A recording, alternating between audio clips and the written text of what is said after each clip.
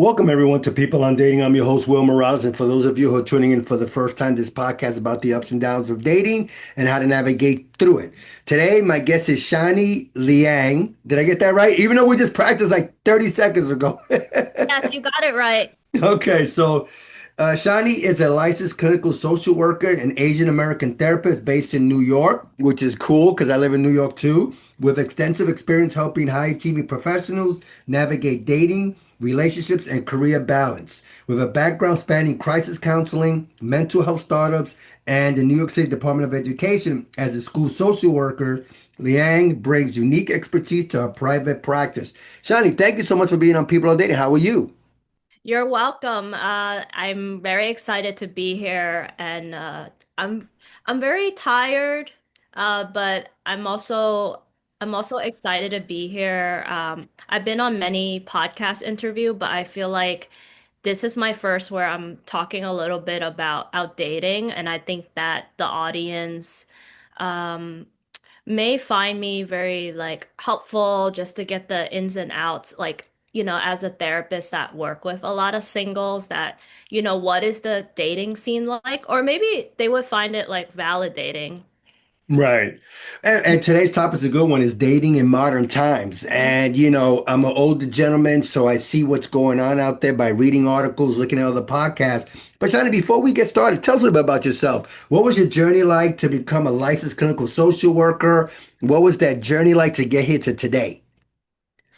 That journey was long and it was really hard. I started actually, I think I started like in high school. Like I really wanted to be a therapist. Hmm.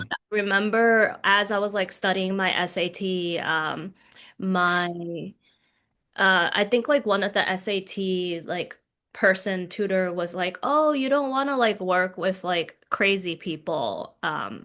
So that really like deterred me from the field of mental health. So I actually like did environmental studies for my bachelor, and then when I graduated, there were no jobs, and Hmm. all the jobs I wanted to do require me going back to school for licensed mental health social work, LCSW. It's LMSW, Hmm. licensed masters and social work. So when I went back to school, somehow like it led me to also like be very interested in therapy, and I did 3 years of hardcore training in psychoanalysis. Hmm. It was like a full-time job on top of do getting out of school, and I was in crisis counseling for a little bit, working with people with suicide. And after that, I was in a outpatient mental health clinic for a while, Hmm. worked with the geriatric population in the hospital, and then in the school. And then during the pandemic, I was in Department of Education working with teens. And I decided to take the leap into private practice because I just did not want to go back to school. I worked as a Chinatown social worker, and there was just a lot of anti-Asian hate crime, and I just did not want to take the subway. So it's like it's been a long journey. I think I counted it's my fifth year in private practice. I started in 2021. Okay. And at first, my niche wasn't dating. It was actually trauma. Mm. But just realized more and more single people are coming to me because of dating issues and fuckboys, and I realized behind it all, like, there was trauma, trauma with the early attachment with caregivers, Hmm. and also trauma with like just ha like a bad ex boyfriend or girlfriend that they haven't gotten over with. So I Yeah. find a lot of my trauma work and my understanding of psychology to help a lot of these singles either move on, declutter, and also like get back on their saddle and date again. Okay, no, that's an interesting journey and a story. And you know what I what I read out there, what I'm looking at in other podcasts and doing whatever research I do for this dating podcast, And it seems, and Shani, you could tell me because you're out there and you counseling people, it seems like dating has become more transactional. Again, I'm going by what I'm reading and what I'm seeing, where a woman wants something from a man wants something from a woman, and it's becoming transactional. I don't see this generation, the young generation, especially the guys, are courting women anymore. It's more of what can we do? So, okay, you want money? Okay, well, I want to smash you. First date, we get to know each other, but by the second date, I want to invite you to my apartment. When I was growing up, your age, and when I was younger, we got to know a woman over a period of time. Now you got social media and everything. So are you seeing the same thing out there that I'm seeing, especially with your practice? You talked about fuck boys and everything. Girls like the bad boys. They don't like the nice guys. It's such a skewed dating scene out there. It's in a way I'm glad I'm not out there because I don't even know if I can make it in this generation. It's so crazy how it is. So guys, Shadi, what are you thinking? Tell me if I'm in the ballpark when Yeah. it comes to dating. Well, actually, I was laughing, Will, because in you will make it and do really well in the New York market. Uh, because a lot of I was just joking with my cousin the other day. He's like in his 80s. Okay. And he's telling me like he's single again, and there's just a lot of choices because a lot of men already dead around that time. Right. You're not that old. You're not that old, but I'm just saying. I know what you mean. I know what you mean. I'm just saying. There is more women. There's more women in New York, like single women, than Mhm. single men. And actually, I think like men, like if you hit like some of the income qualifications, like making more than six figures, or like Right. you have some charisma and confidence. Mhm. I've noticed like clients can do very well in this dating scene. But what you said about has it became more transactional? It's hard for me to say because I come from a culture like the Chinese culture where I think like dating is very transactional. It's almost like a checklist. Mhm. But what I've been noticing, which is kind of interesting, is well, I was taking the subway the other day and there was an ad. It's called Bitsy, and basically you pay for a date. Like you submit a bid. And Mhm. I think like on a women's why this is so successful is I think a woman thinks like, oh, you take your time to get ready and go on these dates. You have to put on makeup, put on a dress, like the time it takes to get ready. And I guess they want a man that not waste their time and be able to afford financially. Like that's the logic. Mhm. And I think there's also another website. It's called like either what's your price or name your price. And Wow. yeah. And the ranges go from like 250 to 300. It can be like any prices. And like, I don't have personal experience from it, but like I know people who have tried it and Mhm. people have found real love. But it's really interesting because it's what I'm noticing is there's an age gap. The men are like a lot older and more thicker in the wallet. Right. Yeah, and the women are a bit younger and more attractive. So, let's jump into that, the age gap dating, because I'm also seeing that some women that are, maybe a little older, 35, 40, always shit on men that are in their 30s and maybe 40s that they want to date younger. And, the buzzwords are controlling, manipulating, and things like that. And I'm always one of those guys that I always like to date women my age. That's just how I am. But Mhm. I don't have anything against anybody, whether it's a woman who's 40 and she's dating a 25-year-old, vice versa. It doesn't bother me. I really don't care. But Johnny, are you seeing that too? That the pushback against older guys dating younger women, or maybe, and then the you go girl, the older woman dating the younger guy. Are you seeing that too? Is that something that my like you said, if the guy's old in his 30s, 40s, like you say, he's sticking in the wallet, he's made his living or maybe his own business, and the woman who's in her 40s or late 30s, she wants to go out with the younger guys because guys her age are not mature. I mean, it seems like it's going around in circles and nothing is stopping because of the age gap and people complaining about it. Yeah.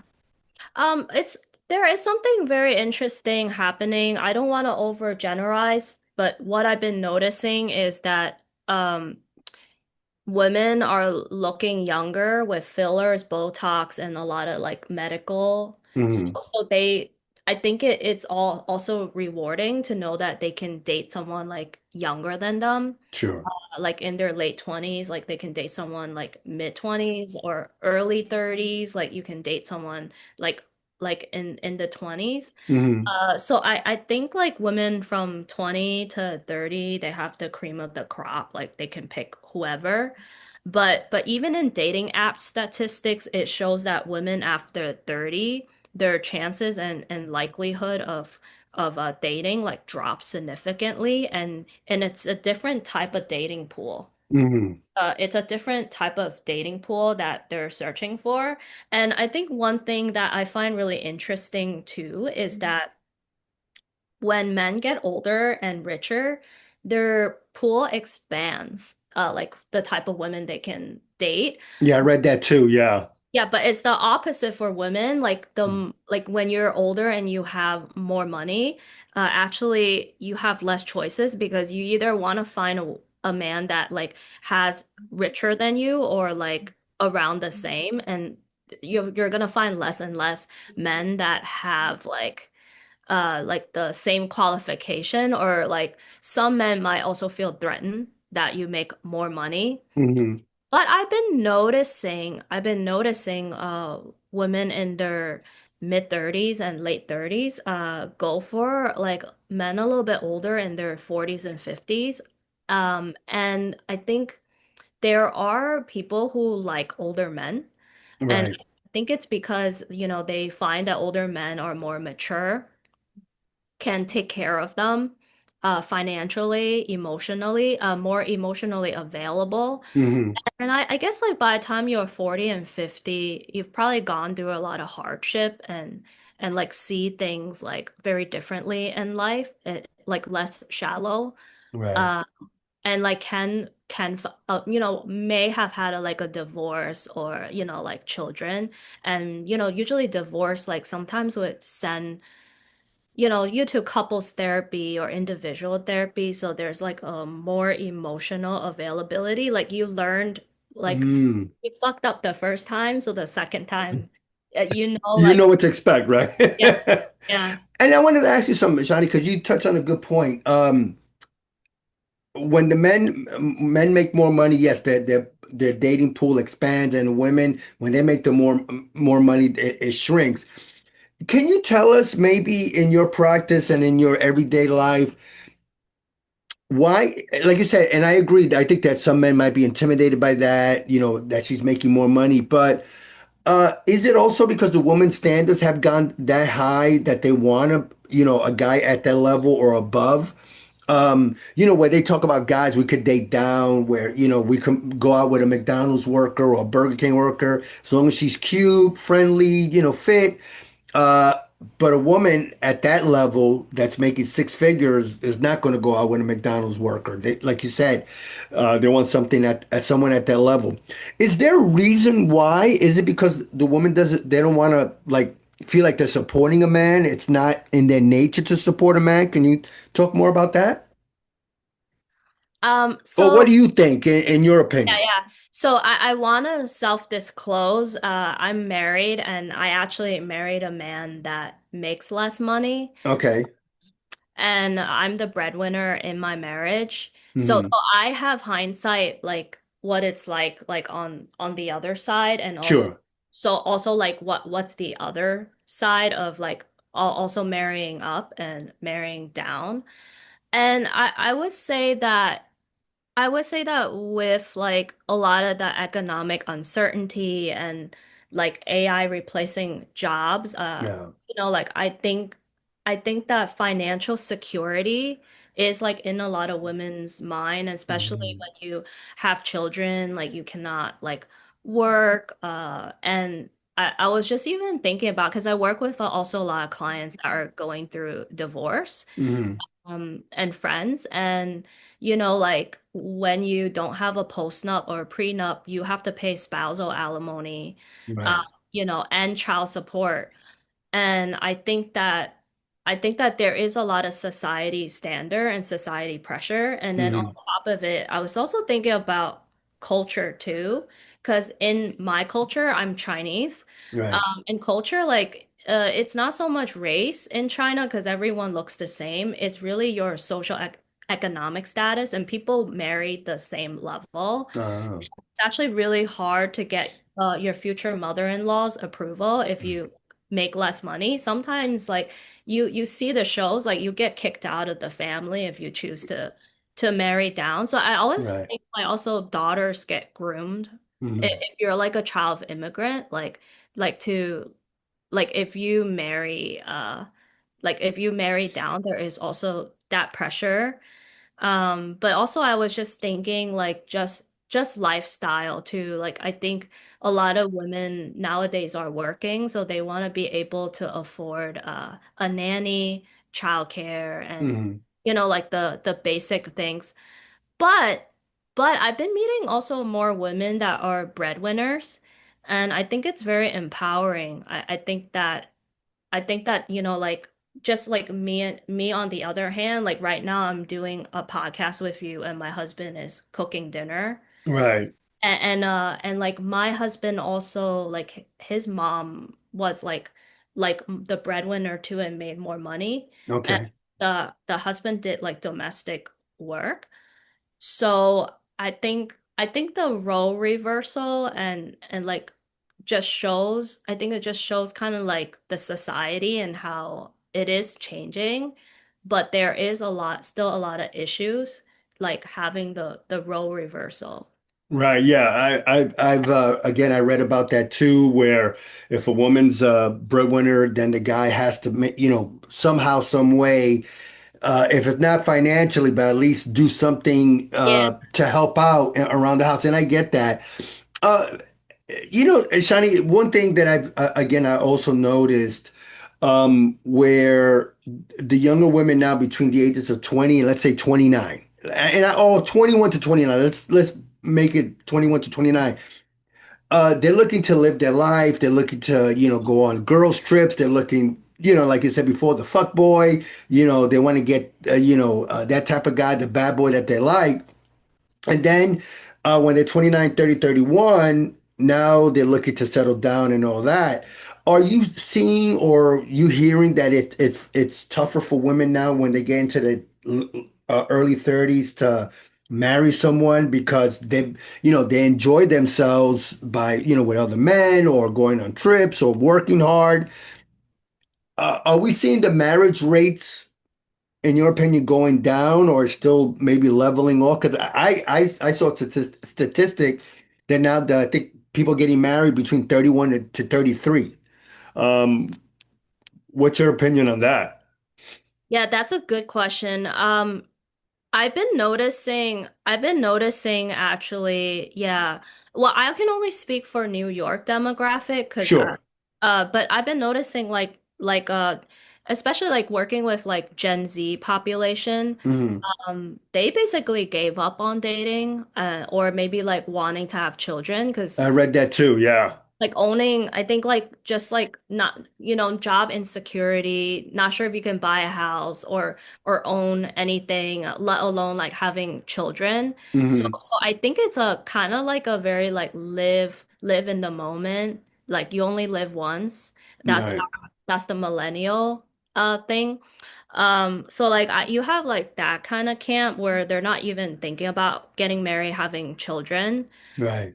And then I think millennials now are hitting like 30s, like 35, and they're thinking about like having children and more settling. But but I think that like people are getting married later. Hmm. a lot of it is like depending on like if their parents like had a nice marriage, like or like it was horrible and they felt very stuck. Um, but I think nowadays, like looking at the divorce rate, I don't know what it is now, but I read like back in the day it was like 1 in 20, like it's about the average rate of like 10 years, like Right. like marriages last. So I think Mm. nowadays like Gen Zers and like also millennials are very jaded by dating, and the dating apps are, I think the dating apps and algorithms, like they're very sick like of being on dating apps, and I think the more they stay on dating apps and more unsuccessful, it really like affects their self-esteem. Yeah. No, Yeah. and I want to touch base on that. Because I was on dating apps years ago and I got frustrated because where I might find a couple of matches, somebody will reach out to me, I'll reach back, and then I reach back again to maybe set at least a phone call or something. And there was no response. So after a while, I just got off it. I always met any woman that I went out with organically, whether it was through friends or just happened in the street or something. It just happened that way. Yeah, IRL in real life. Yeah, there you go. And here, people are relying on Instagram and all that, but then you got the catfish, then you got, the scammers, I mean, because I've done that on Instagram where somebody reached out to me and then 10 minutes later they're asking me to help out with a bill. I never even met you in person. So I can see why maybe people being jaded on the apps. Mm-hmm. I just feel that if people go out and meet, whether it's a local bar or, a meetup or something. There's always events going on around the city. What do you think about that? And about, just going to, like-minded events. I don't know if I made sense. I felt like I was all over the place. Yeah. I want to share with you like my love story. Actually, I Sure. met my husband in a karaoke meetup. Oh, I wow. wasn't having any luck on the dating apps. I did like Coffee Meets Bagel, cute okay Cupid for a while, and I think it was just like 2 to 3 years of just going on dates and feeling very frustrated. And one of my friends was like, Shawnee, I think you should just like go to like hobbies and interests that like you like, and I love like karaoke. Yeah. Yeah, so I love food and love karaoke, so I just been going to meetups at meetup.com, and my husband was just always like showing up at the meetup event, and I was just like, "Oh, he's like a really nice guy. Like I want to get to know him." And I Right. think like if he were to be in the dating app, I would have been like, "Oh no, like I'm not gonna give this guy a chance like because he's a, struggling artist." Right. My mom like grew me and don't marry like a artist, so but I think that when you're in a meetup you can kind of like get a sense of if you have chemistry or if this is a nice person, like how Yeah. to treat others, and like we were friends first and then eventually like, and I think the traditional old school type of dating is what I've been noticing more.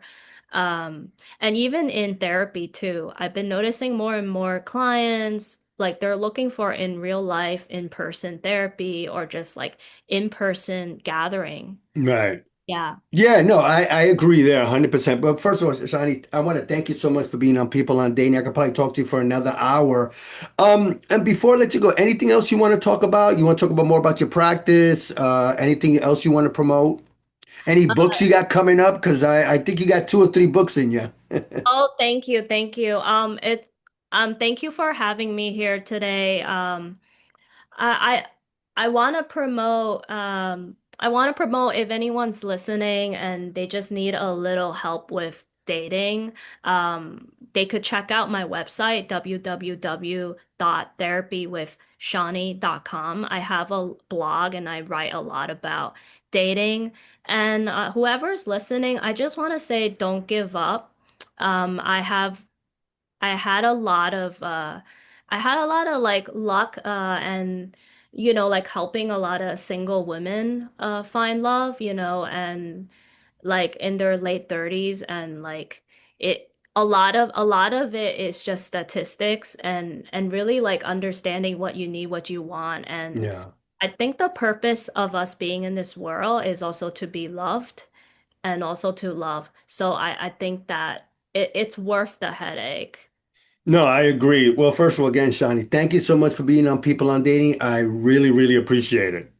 You're welcome, and thank you for having me. No, it's my pleasure. Bye bye.